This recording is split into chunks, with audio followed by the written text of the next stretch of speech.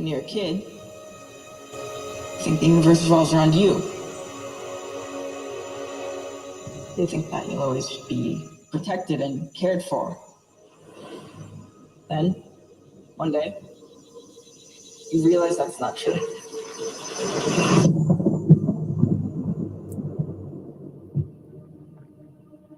Because when you're alone as a kid, the monsters see you as weaker. You don't even know they're getting closer. Till it's too late.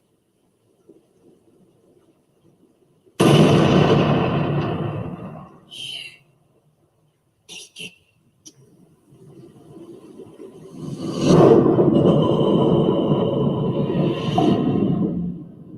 My grandfather thinks this town is cursed. That all the bad things that happen in this town are because of one thing. An evil thing.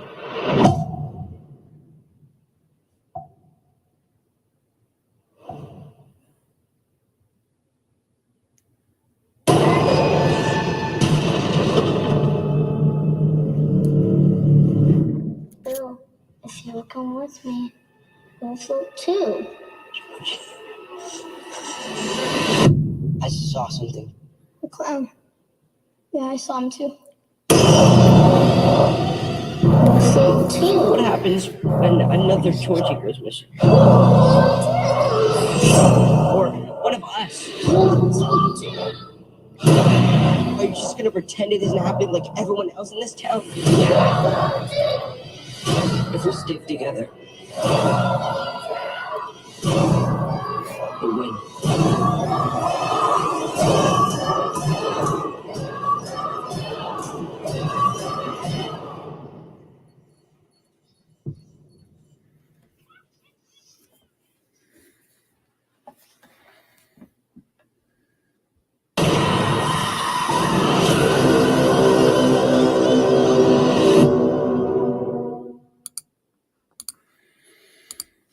And good morning, everybody. I am your host, Ghostly Graham Nolan, for the 31 Days of Monsters, day 22. Can't believe we've got 22 days under our belt already. It goes by fast, doesn't it? And then it takes forever to get here. But anyway, welcome and good morning. Today we're talking about the 2017, I think, it came out, Stephen King's It. This movie was excellent. I remember watching the miniseries with Tim Curry and thought that was cool too for the day. But this one really ramps it up. And what I like about this, and I like about a lot of, they're starting to do this more and more, guys like James Wan, less on the gore and more on the scares. And I really like that. Jump scares are fine, in the proper place. And there's one in here that, I mean, not only did I jump, I jumped and I had like goose pimples all over me. And that was the scene where Pennywise comes out of the movie projector. I thought that was a really, really terrifying scene. And I loved it. I was like, oh man, there's a bunch of those in here. Just really creepy and scary characters. All the actors are really good in this too. All the kids, that little boy who plays Georgie is just adorable. You feel so bad for him. The one that bugs me, and it's the kid from Stranger Things, Finn Wolf something is his name, and I find him really annoying in every role I see him in. It's like he's the same kind of mouthy kid. So I'm not a big fan of his, and he sort of takes me out of things. But this is a part one, of course. There is a part two. It's not on the list for this year. I figure if you guys like this one, you can go and search it out, because I didn't want to do two of them.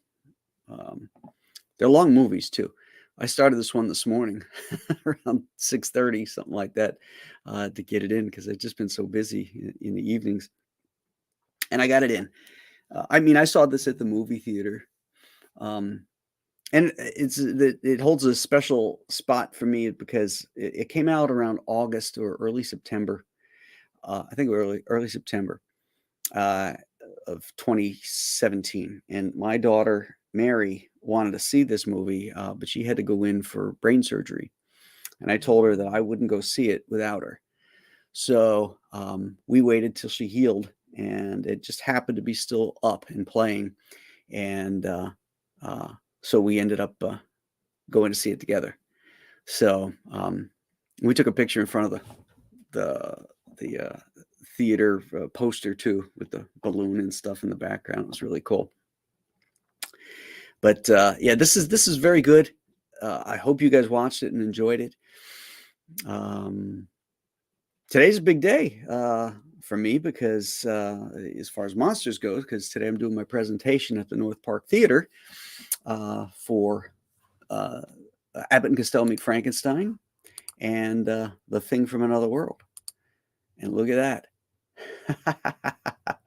My name is up in lights. How cool is that? It's going to be a gorgeous day today. I hope the weather doesn't keep people away because it's supposed to be like 70, 71 degrees and sunny all day today. People might be outside doing autumn chores, but at any rate, I just can't wait to see these movies on the big screen because that's the way they're meant to be and the way they're meant to be seen. And you see so much stuff that you don't see. I remember seeing Casablanca on the big screen, and there was a close-up of when Peter Lorre is talking with Humphrey Bogart. It's like a full shot of him, and he's smoking his cigarette. And as he's smoking it, you can see the hair on his knuckles. And to me, that humanizes him. It's not just this iconic movie that I used to see on TV. It's like these were real human beings. And that's the beauty of seeing it on a big screen like that, these classic old films. So let's see who's here this morning. Who got up? Well, you got to sleep in because it is Saturday, let's face it. And I ran a little late. So you got an extra cup of coffee in. Dr. Mask's, I have a hard time putting all those together. Dr. Mask's Retro Elixir. It's Masks. That's the tough one. Says, Hail Graham, hail chat. And he's got a clown face. I've always hated clowns. I always thought they were creepy. In fact, when my wife and I were first married, Julie had a clown collection. And, everything from the Emmett Kelly stuff to all these different other clowns. And I'm like, no, not putting that out.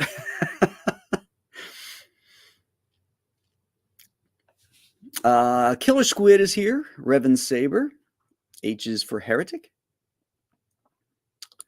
Oh, he's digging on the having another watch party. Yeah, we're gonna do Bride of the Gorilla on Wednesday night. That should be a lot of fun, and I'm not gonna watch it ahead of time. I want to watch it for the first time with you guys, so that we can sort of make fun of it as it's going live.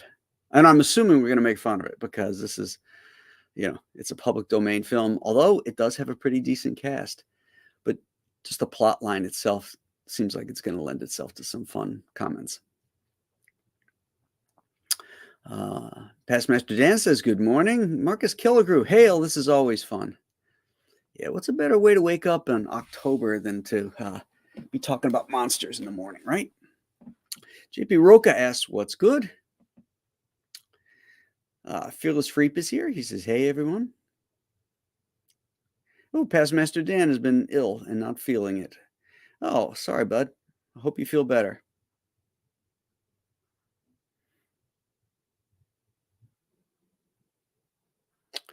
Marcus Killigrew says it's hard to watch or read anything Stephen King is involved in these days. Yeah, he's a nut. His work in the 80s really began to get overly political. He's just had a hard on against Ronald Reagan. And I didn't care for it. I've only read a few of his books. I've read Salem's Lot, Pet Cemetery, and The Mist. And I enjoyed them all. But again, most of those were earlier ones. The Mist might have been later. But the other two were earlier ones, and they were creepy. First one I ever read was Pet Cemetery. Aaron Sarge is up. He says, "Good morning, Graham. Finally, I'm able to catch one as it starts." Oh, good.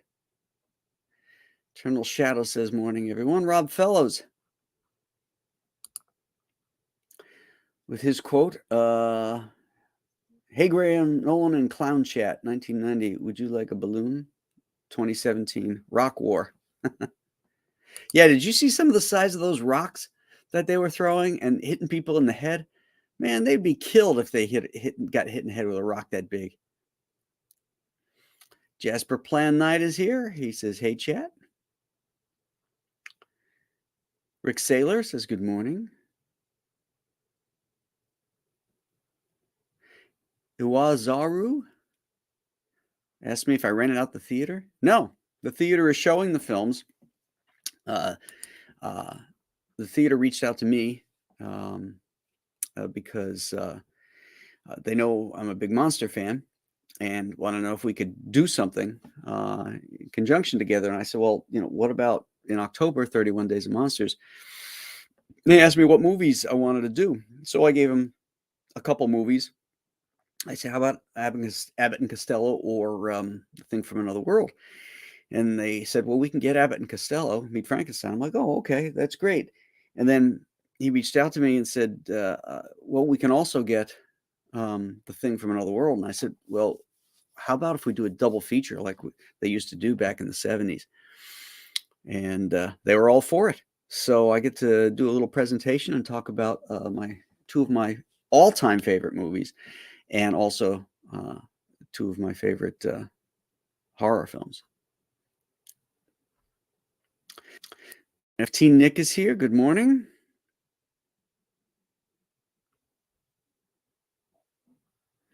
Rob Fellows likes the first one a lot, but agree this is a rare case of a great new take on a story. Especially when you get to part 2 and it is revealed in its true form. They couldn't have done that back then. When was that one done? 1990, something like that?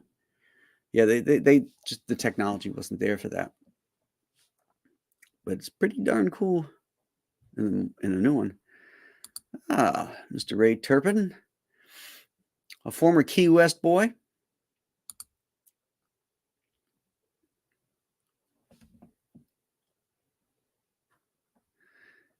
Jasper Plan 9 says he's behind. I'm assuming that means double feature.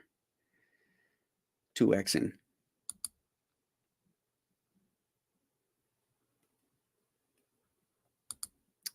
Bride of is the best sequel title for any monster series.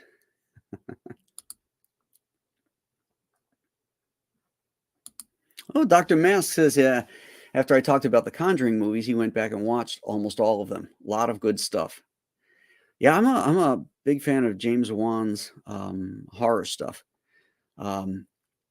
He dipped his toe in the superhero genre with Aquaman, and that was less than wonderful.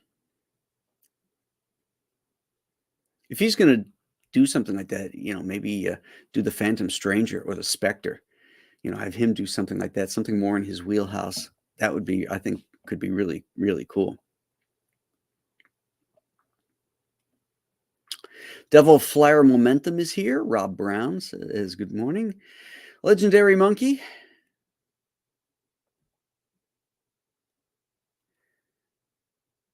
Did I miss a super chat? He says, that's a great cigar. That's what I say when I get a $10 super chat. That's a good cigar. I don't see any super chats. I don't think I missed them.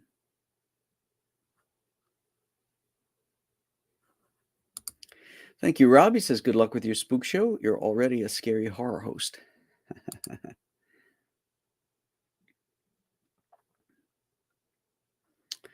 Jasper is making an exception here. He's up early. Excellent.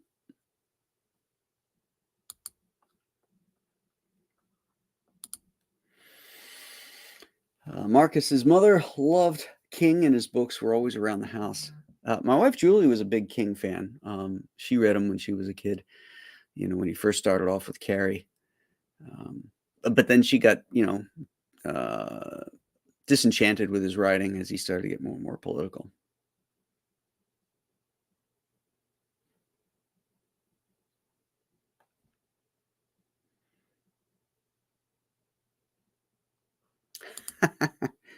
The theater reached out because you're Graham effing Nolan.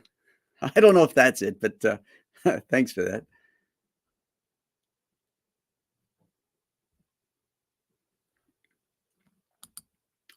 There's a great theater near me that rescreens old films. I also took my wife to see Army of Darkness, hosted by Bruce Campbell. Oh, that's cool. That's really cool.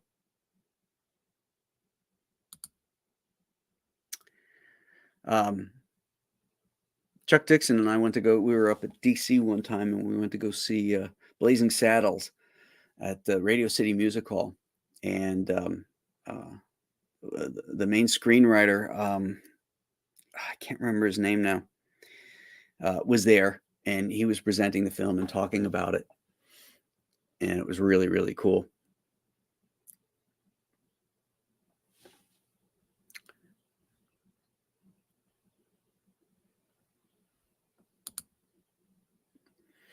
I love old King books, and his writing started to suffer when he became a political expert.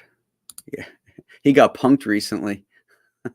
He thought he was talking to Vladimir Putin, and he starts like simping for him. It's really embarrassing. It's like, what a jerk. Look it up on YouTube. It's pretty funny.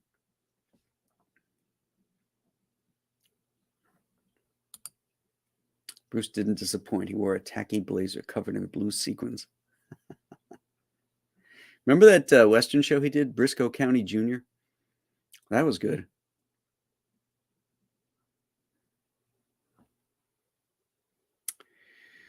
All righty. Let's see. Let me open up my list here and see what's on for tomorrow. I think it's The Cave. Let's see here.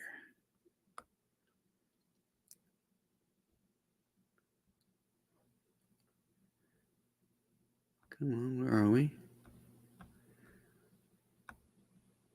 There we go.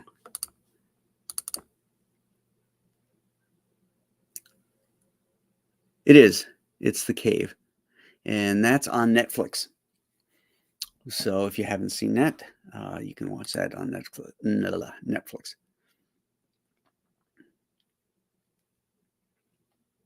Oh, no, I got a shirt. Actually, you know what? You got to see this.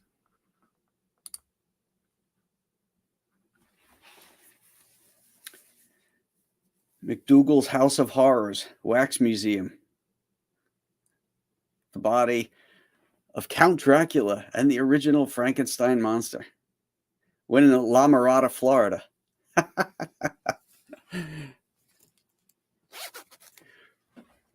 I saw that on, I don't know if it was on Etsy or something. It came across my feed. I'm like, oh yeah, I got to get that. Okay, gang. Well, I think that wraps up everything here. If any of you guys are local, I will see you at the North Park Theater at 11:30 this morning for Abbott and Costello Meets Frankenstein and The Thing from Another World. If not, we will catch you tomorrow after we all watch The Cave. I haven't seen it. I think I've heard good things about it. I know there was something about a cave movie that sounded cool, like there was creatures in it. So I put it on the list. Hopefully it's not a stinker, but we shall find out. And we'll see you tomorrow then. Have a great weekend. Bye-bye.